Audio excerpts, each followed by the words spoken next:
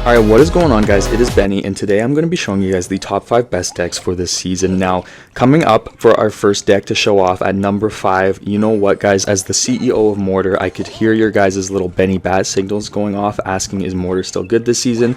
So, the best deck that I would be using if I was you guys is the Evo Bomber version of Mortar Bait that also runs Poison.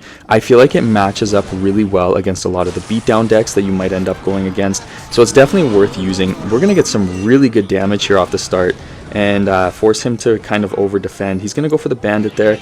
I'm going to play my little Prince here just to be safe in case he goes for a little sneaky zap. It looks like we'll be okay though, and a pretty solid start. I actually feel kind of bad for this guy because I know I would be angry when I first start off. But anyways, guys, this is still definitely a great deck, and the Evo Bomber allows you to get a little bit more damage, especially against the Dagger Duchess tower. You know, I think everybody knows that the Dagger Duchess is freaking annoying, so that is one thing. It just allows you to get a little bit more damage in a little bit more of a sneaky way. Let's go ahead and play a defensive Mortar here just to be safe. I don't really want to overcommit or anything. And he's going to have to play a counter to that Evo Bomber, or else we're going to get some really good damage on that tower. There's no way. Okay, I was hoping that it would target the Pekka, but I guess he saw something I didn't. So that's okay. He's going to go for a really poorly placed little Prince. We can just play our Knight right here. And that doesn't pull the Pekka, which is great. So let's play the Goblin gang, and then we might have to pop our little Prince ability, truthfully. You know what, actually we over defended a little bit, but he did use his zap, so I'm going to go ahead and put another Skeleton Barrel in there.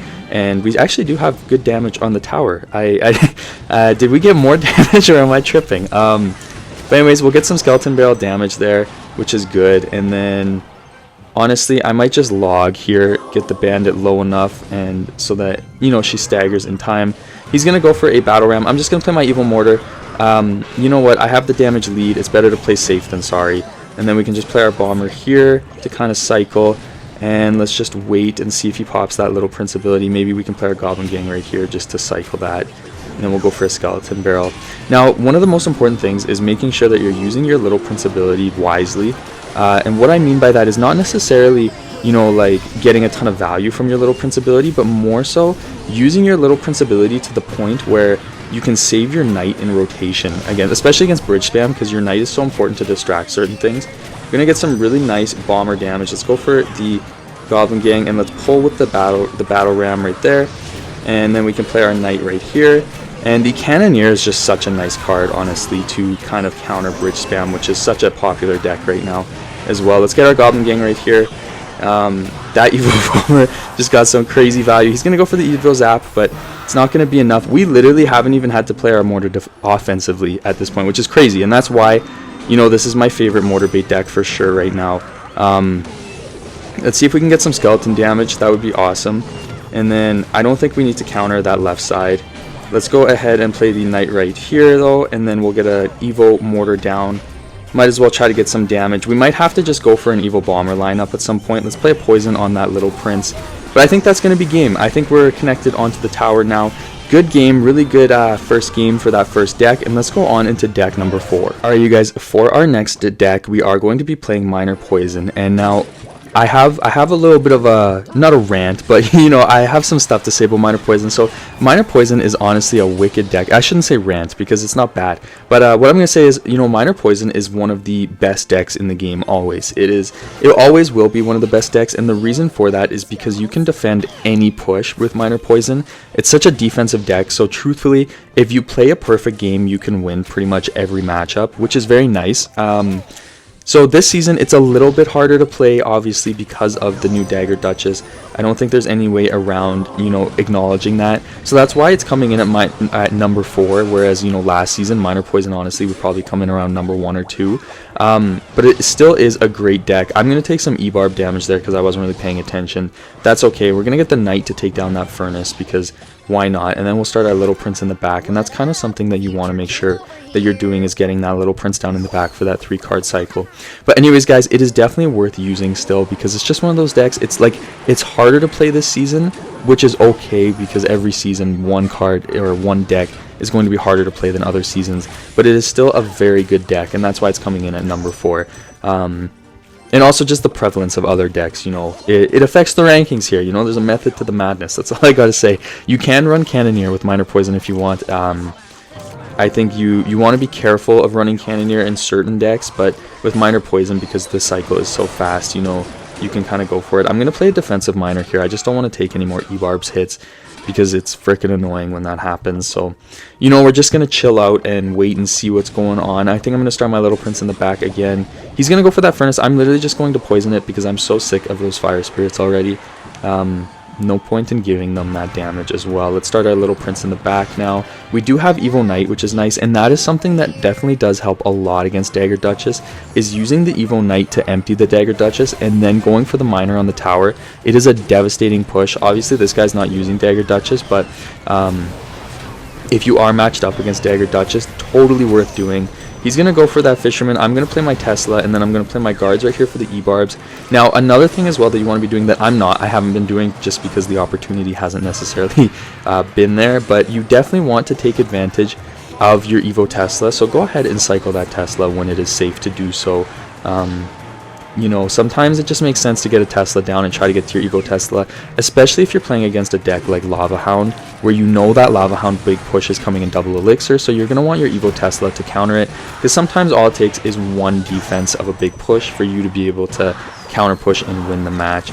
He's going to go for a really high Firecracker. I don't know why I played my guards here.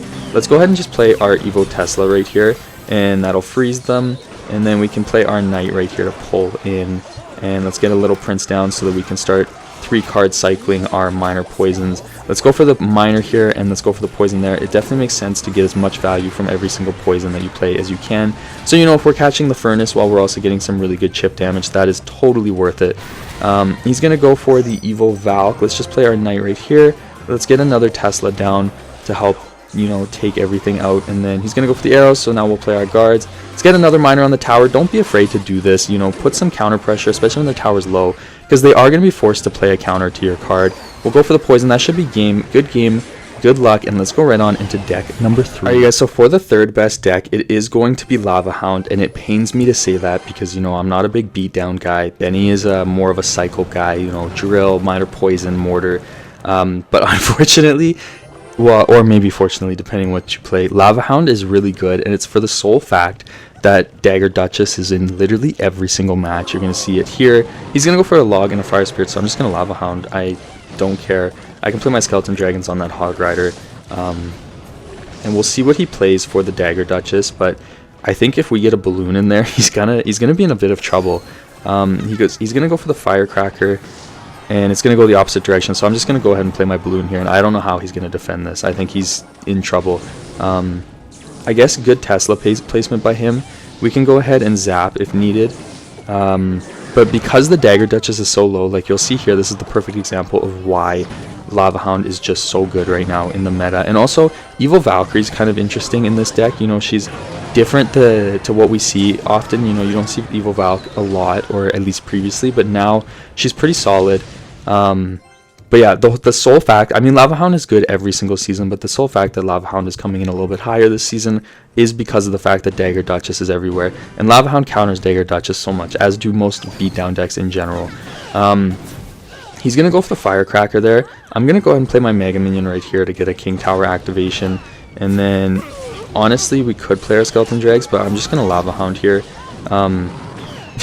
We're going to lose our tower because that was a bad time to Lava Hound, but like I'm not too worried about it because we could just Lava Hound and then we'll take his tower. It's like the traditional beatdown mentality, and you know, we could start cycling our zaps. It might be a good idea because Evo Zap is just busted. If he goes for a Firecracker, I'm going to Fireball her, so I'm going to keep enough Elixir for the Fireball. Let's go ahead and get rid of that. And then now that that's gone, let's get our Skeleton Dragons behind. And again, you'll see here, like, as soon as the Dagger Duchess loses its initial HP, it's just useless. And so that is why this is such a good, you know, situation. Let's get ready. Let's see if we can get a 3 count here for the Lava Hound gameplay. Get the Skeleton Drags going in. Let's just get a Mega Minion behind. Truthfully, if we get a Balloon down, we're going to win. So let's just wait, and then we'll go for the Balloon. I guess he could try to pull it with the Tesla, but it'll be difficult. We didn't even have to use our Zap this match, which is pretty crazy. Let's go ahead and just Fireball right there, and that's going to be a good game. And let's go on into deck number 2. Very easy. Alright, you guys, coming in at number 2 is going to be Pekka Bridge Spam. Now, honestly, Pekka Bridge Spam is crazy, especially with the new Dagger Duchess. It's so much fun to use. He's going to go for a Knight, really aggressive off the start here. Let's go ahead and play our Bandit up high to pull. And we used our arrows just to get those guards a little bit lower. And that push will be defended, will be okay. Now, the Mother Witch is a really nice part of this deck. Honestly, I find Mother Witch to be a really good deck. Or card, sorry, not deck, not a really good deck, but a really good card. He's going to go really aggressive here with the Mortar. Truthfully, this is actually going to be kind of an annoying push to deal with, but he doesn't pop the Archer Queen ability, so we lucked out. That would have been an annoying push to deal with if he popped that Archer Queen ability. We can just let the Mother Witch fire on that Mortar. He might get one Mortar shot out of this Mortar. Actually, no, he's not. I mean, one shot on the tower is what I meant after the Mother Witch went down, but we're chilling. Now, you can use the Royal Ghost to pressure a lot of their counters and force them out, which is very nice. And honestly, the biggest thing with this deck is, you know, you have so much defense capability that you want to make sure that you're playing in a way that you're not taking a ton of damage. This isn't one of those decks where it's like, oh, it's double Elixir, I can go ahead and pressure them really hard.